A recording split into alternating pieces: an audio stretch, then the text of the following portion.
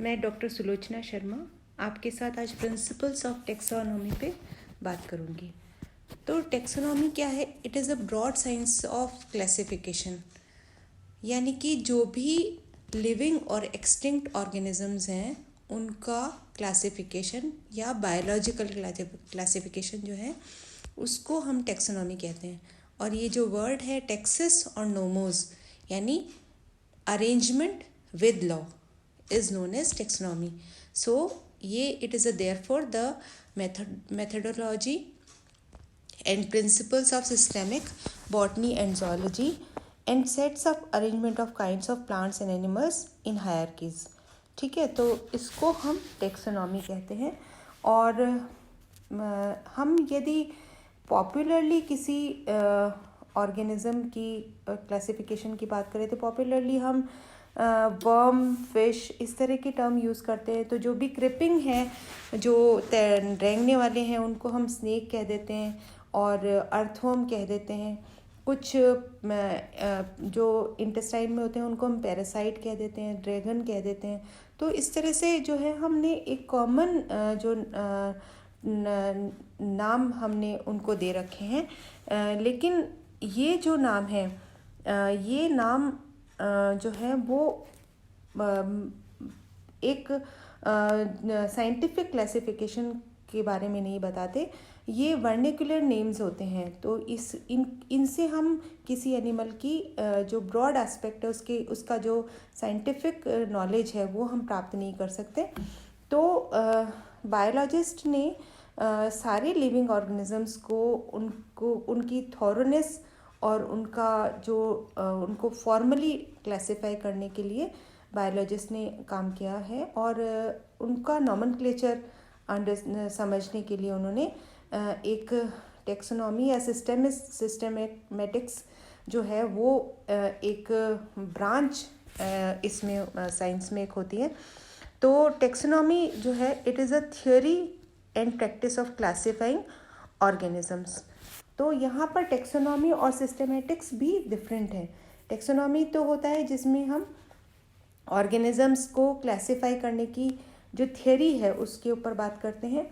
और सिस्टेमेटिक्स है कि इसमें जितनी भी डाइवर्सिटी ऑफ ऑर्गेनिजम्स हैं उनके बारे में हम बात करते हैं। यानी कि जो ऑर्गेनिजम्स हैं उनका एवोल्यूशन किस तरह से है, इकोलॉजी उनकी क्या है, जेनेटिक्स क्या है, उनका बिहेवियर क्या है, उनकी फिजियोलॉजी जो है कंपैरेटिवली क्या है, ये सब हम सिस्टेमेटिक्स में देखते हैं, जो कि टेक्सोनॉमी में हमें नहीं देखना होता। तो यहाँ टेक्सोनॉमी और सिस्टेमेटिक्स का जो डिफरेंस है वो यहाँ पर हम समझ सकते हैं। नाउ जो एनिमल्स हैं उनको हम जब क्लासिफाई करते हैं तो क्लासिफिकेशन के लिए एक ब्रॉड एस्पेक्ट लेते हैं। जो कॉमन उनमें जो कैरेक्टरिस्टिक्स होते हैं उस कॉमन कैरेक्टरिस्टिक के आधार पर हम जो एनिमल्स हैं उनको डोमेन्स में डिवाइड करते हैं। डोमेन्स से छोटा ग्रुप होता है जिसमें हम जो एनिमल्स हैं उनको किंगडम्स में क्लासिफाई करते हैं। यानी कि जो भी लिविंग ऑर्गेनिजम्स हैं उनको किंगडम्स में हम क्लासिफाई करते हैं। किंगडम्स से छोटा फाइलम्स। तो किंगडम में जो है एक टाइप के ऑर्गेनिजम्स होंगे, फाइलम में जो है उसके उस मेन टाइप के सब टाइप्स होंगे। इसी तरह से फाइलम को क्लास में, यानी कि फाइलम में जो मेन कैरेक्टर्स होंगे उसके सब कैरेक्टर्स क्लासेस में होंगे। क्लासेस को ऑर्डर्स में, ऑर्डर्स को फैमिली में, फैमिली को जीनस में और जीनस को स्पीशीज़ में क्लासिफाई करते हैं। तो और आप लोग अच्छी तरह से जानते हैं कि कैरोलस लीनियस जो एक साइंटिस्ट थे उन्होंने सबसे पहले लीनियन सिस्टम ऑफ क्लासिफिकेशन उन्होंने दिया था, जिसको हम बायनॉमियल नॉमेनक्लेचर के नाम से जानते हैं। और इसी आधार पे हम उन्हें फाउंडर ऑफ मॉडर्न टेक्सोनॉमी कहते हैं। तो उन्होंने क्या किया, सबसे पहले उन्होंने एक हायरार्की जो हम अभी देख रहे थे, क्लास, ऑर्डर, जीनस और स्पीशीज़, इस हायरार्की को सबसे पहले इंट्रोड्यूस किया उन्होंने।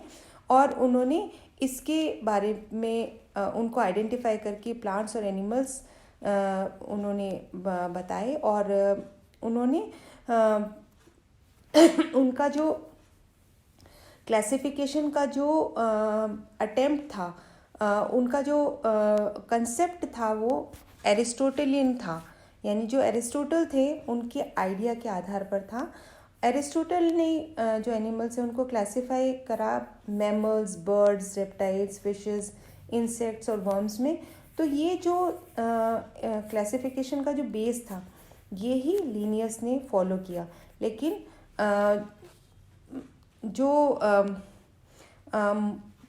उन्होंने जो लिनियस के जो क्लासिफिकेशन में जो मेन जो चीज़ थी वो थी बायनॉमियल।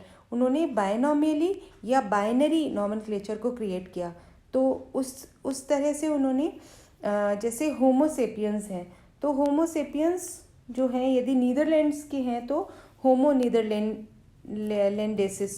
और गोरिल्ला है तो गोरिल्ला गोरिल्ला करके इस तरह से उन्होंने एक नाम के साथ दो स्पीशीज़ और जीनस दोनों के नाम को उन्होंने जोड़ा। तो ये उनका क्लासिफिकेशन का बेस था।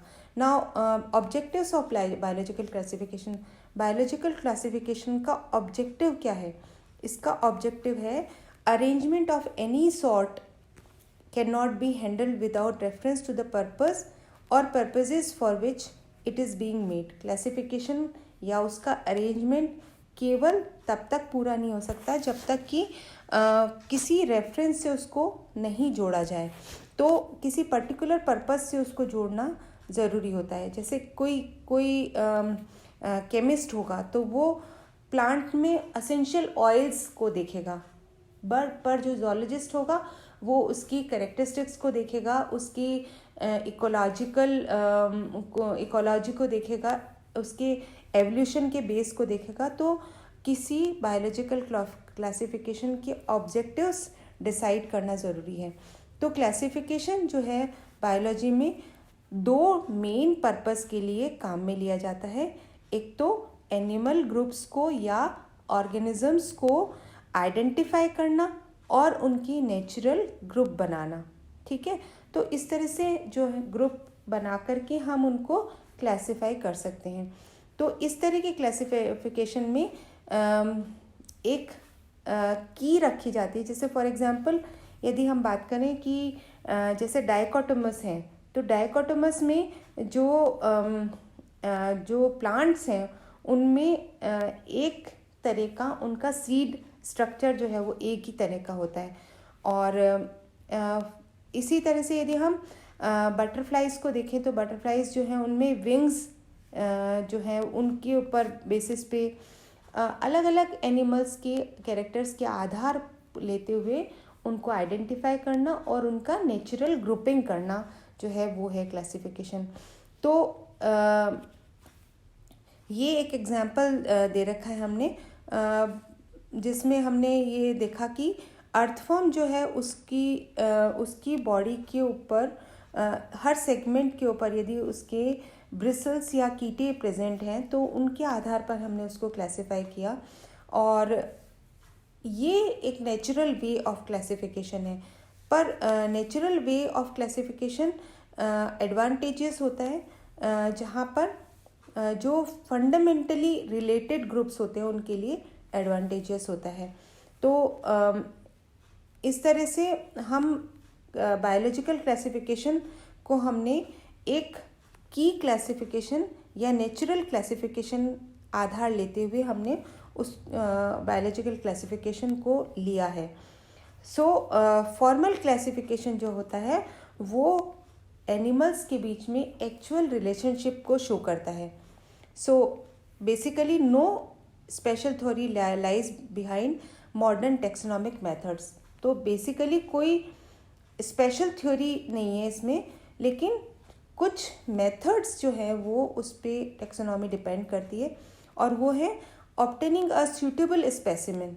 कोई स्पेसिमेन जो हमने कलेक्ट किया है, प्रिजर्व किया है और उसकी स्पेशल प्रिपरेशंस बनाई हैं तो उनका एक सूटेबल स्पेसिमेन तैयार करना और फिर comparing the specimen with the known range of variation of living things. उस स्पेसिमेन के जो लिविंग थिंग्स हैं उनके साथ उनको कंपेयर करना, फिर उसको करेक्टली आइडेंटिफाइंग द स्पेसिमेन, उसको करेक्टली आइडेंटिफाई करना, डिस्क्राइब करना कि उसमें क्या तो सिमिलैरिटीज़ हैं और क्या डिसिमिलैरिटीज़ हैं। फोर्थ है determining the best position for the specimen in the existing classification. Existing classification जो है उस क्लासिफिकेशन में उस स्पेसिमेन की क्या पोजीशन एग्जैक्ट होगी, बेस्ट पोजीशन आइडेंटिफाई करना। Using available evidence to suggest the course of specimen's evolution. जो भी स्पेसिमेन के एवोल्यूशन के लिए जो एविडेंस है उनको कलेक्ट करना।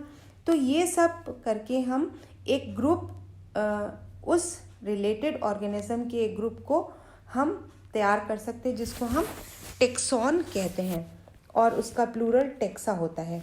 तो नॉमेनक्लेचर, और उसका हम नॉमेनक्लेचर कैसे करेंगे? कम्युनिकेशन अमंग बायोलॉजिस्ट रिक्वायर्ड, क्योंकि जो बायोलॉजिस्ट होंगे वो आपस में कम्युनिकेट करने के लिए उनको एक नॉमेनक्लेचर चाहिए होता है। तो उस नॉमेनक्लेचर के लिए लीनियस की जो रूल्स हैं उनको फॉलो किया जाता है, और ये जो रूल्स हैं ये इनके इंटरनेशनल कोड्स ऑफ नॉमेनक्लेचर अलग अलग हैं। जैसे बॉटनी में अलग हैं, ज़ूलॉजी में अलग है, माइक्रोबायोलॉजी में अलग है। लीनियन बायोलोमिन सिस्टम जो है वो वायरसेस के लिए नहीं है, लेकिन उनके लिए एक कोड होता है।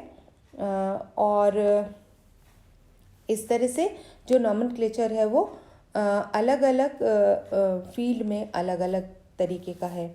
Now current system of classification, इसमें हम जो किंगडम्स हैं उनको डिवाइड करते हैं। तो यहाँ हम इस करेंट सिस्टम ऑफ क्लासिफिकेशन को कह सकते हैं 5 किंगडम स्कीम। तो यहाँ पर हमने जो ब्रॉड लिविंग ऑर्गेनिजम्स हैं उनको हमने 2 मेन ग्रुप में बांटा है, प्लांट्स और एनिमल्स। बट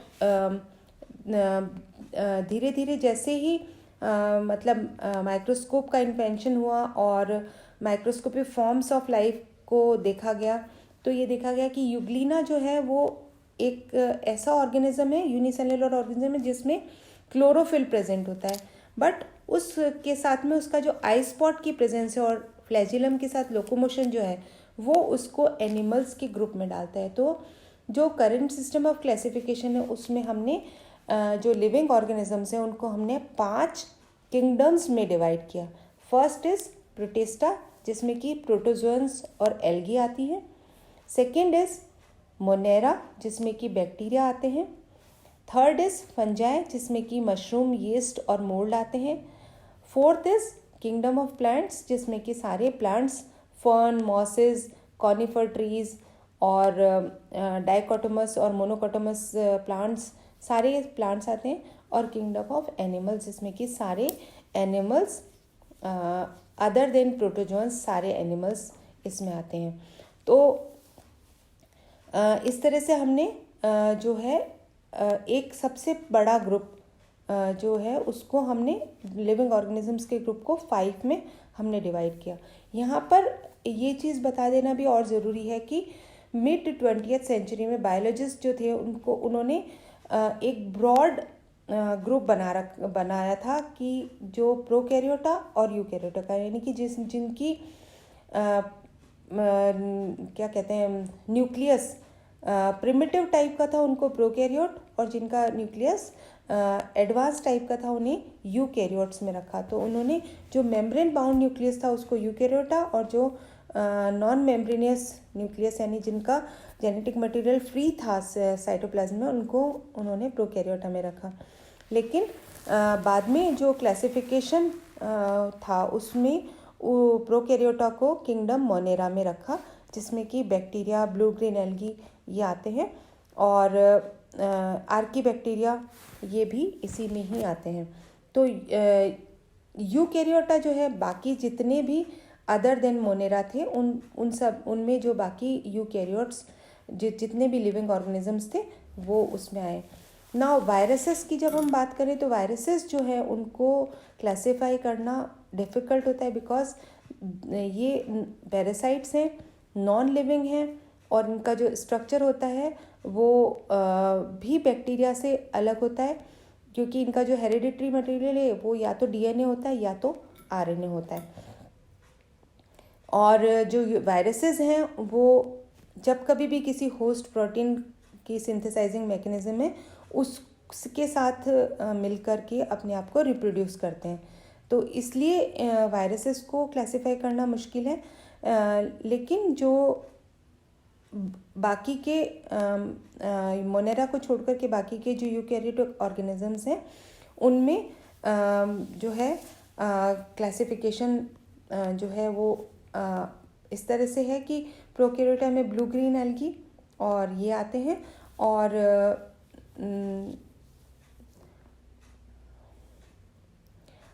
इनके ऊपर ब्लू ग्रीन एल्गी जो है they are killed by drugs, antibiotics के द्वारा उनको किल किया जा सकता है।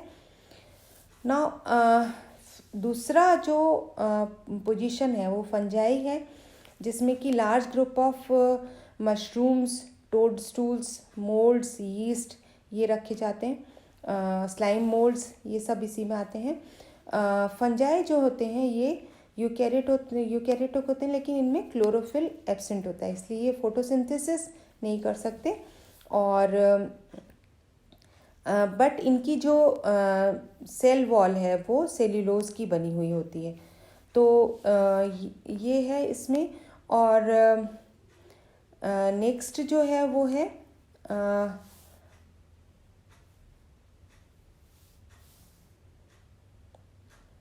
नेक्स्ट है प्रोटिस्टा। प्रोटिस्टा में जो है प्रोटोजोन्स आते हैं, और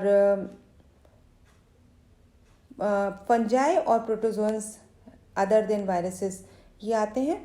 और किंगडम मोनेरा, किंगडम प्रोटिस्टा मैंने आपको बता दिया, किंगडम फंजाई मैंने बता दिया। नौ किंगडम प्लांटी जो है उसको मेटाफाइटा या एम्ब्रियोफाइटा कहते हैं, और इसके जो डिविजन्स हैं वो हैं ब्रायोफाइटा, सिलोटोफाइटा, लाइकोफाइटा, स्फेनोफाइटा,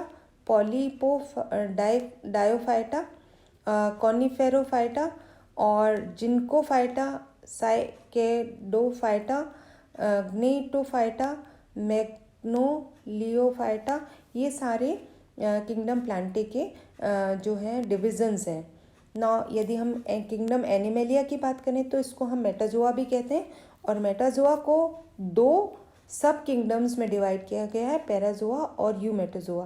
पैराजोआ में स्पॉन्जेस आते हैं जिसमें कि फाइलम पॉरीफेरा है, सिंगल फाइलम है, लेकिन सब किंगडम यूमेटोजोआ में मीजोजोआ, नाइडेरिया, टीनोफोरा, प्लेटीहेल्मिन्स, नेमर्टिया या जिसको हम रिंकोसीला भी कहते हैं, Acanthocephala, Aschelminthes, Priapulida, Annelida, Tardigrada, Onychophora, Arthropoda, Mollusca, Bryozoa, Phoronida, Brachiopoda, Sipuncula, Chaetognatha, Echiurida, Echinodermata, Hemichordata, Pogonophora और कॉर्डेटा, ये सारे फाइलम जो हैं वो किंगडम एनिमेलिया में आते हैं। Thank you so much.